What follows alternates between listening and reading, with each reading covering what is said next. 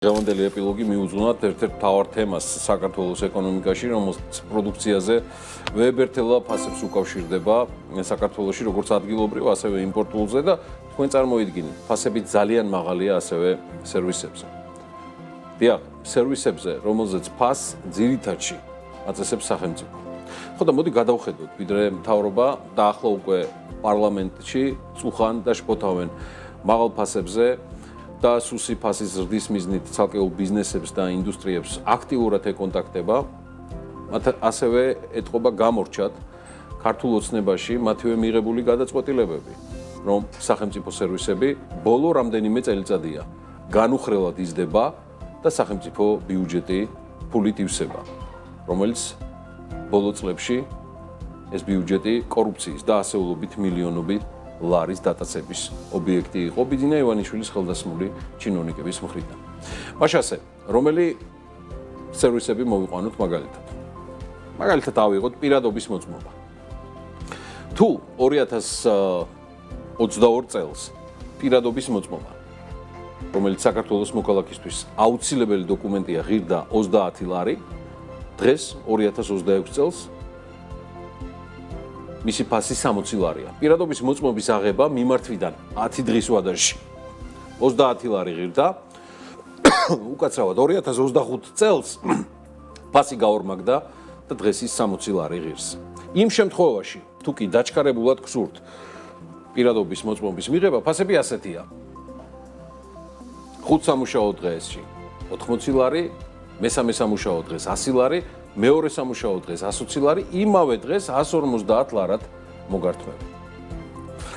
100-დან 150 ლარამდე გაიზარდა ბიომეტრიული პასპორტის საფასური სრულწლოვანი პირებისთვის. ეს იმ შემთხვევაში, თუ კი არ გეჩქარებათ და 10 სამუშაო დღეში აიღებთ. დოკუმენტის დამზადების ვადის დაჩქარების შემთხვევაში მომსახურების საფასური ასეთია: 5 სამუშაო დღეში 180 ლარი, 3 სამუშაო დღე 225 ლარი, 24 საათში თუ გეჩქარებათ 300 ლარი უნდა გადაიხადოთ, მაგრამ არსებობს სპეცსერვისი 350 ლარად, იმავე დღეს მოგართმევენ ახალ ბიომეტრიულ პასპორტს. სხვაც გაინტერესებთ? გაძვირდა ქონების რეგისტრაცია, გაძვირდა ქონების იპოთეკით დატვირთვა, გაძვირდა ბიზნესის რეგისტრაცია, გაძვირებულია ავტომობილის რეგისტრაციაც კი. 2022 წელს იპოთეკის მოწმობის გაცემა მასში ცვლილება ნებისმიერი სამართლებრივი ხასიათის შენიშვნის რეგისტრაცია 3 სამუშაო დღეში ღირდა 75 ლარი. 2026 წლის მონაცემებით 4 სამუშაო დღეში იპოთეკის რეგისტრაცია უკვე 150 ლარი ღირს. 1 სამუშაო დღეში 270 ლარი, ხოლო იმავე დღეს 350 ლარი. როგორც წესი, ეს ყველაფერი იმავე დღეს ხდება იპოთეკის შესხის დარეგისტრირებიდან გამომდინარე. თითქმის გაორმაგდა და მინდა გითხრათ გასამაგდა კიდეც ქონებისა და ბიზნესის რეგისტრაცია. ქონების რეგისტრაცია ღირდა 55 ლარი, გახდა 150 ლარი. ბიზნესის რეგისტრაცია 100 ლარის ნაცვლად ახლა 200 ლარი ღირს. ვადა ერთი სამუშაო დღე. თუ განცხადების შეტანის დღესვე გსურთ რეგისტრაცია, ღირებულება მაშინ 400 ლარია. როგორ ფიქრობთ ბრინჯზე და კვერცხზე 5 თეთრი თუ დაიწევს ფასი? ან და ავტომობილის ჩამოყვანაზე და მის რეგისტრაციაზე, თაც ნახევარი საქართველოს თუ მეტი არა არის ჩართული დღეს. აქ ორმაგი გადასახადები ხვდება მოქალაქეებს. ეს რიგითი ქართველის ყოფას თქვენი აზრით უკეთეს გახდის? ცალსახა ფასების დაწევა არის ურთულესი ამოცანა და მისი შედარებით იოლად ანუ გნებავთ სწრაფად შესრულება, ფასის მყისიერი დაწევა ადმინისტრაციული მეთოდებით ან პირადი კომუნიკაციით შეიძლება მხოლოდ ერთ შემთხვევაში, თუ ხელთ არის უტყუარი მტკიცებულება, რომ კონკრეტული ბიზნესი ან სახელმწიფო სერვისი გადაჭარბებული ფასით სარგებლობენ, ანუ ნახულობენ ზედმეტ მოგებას.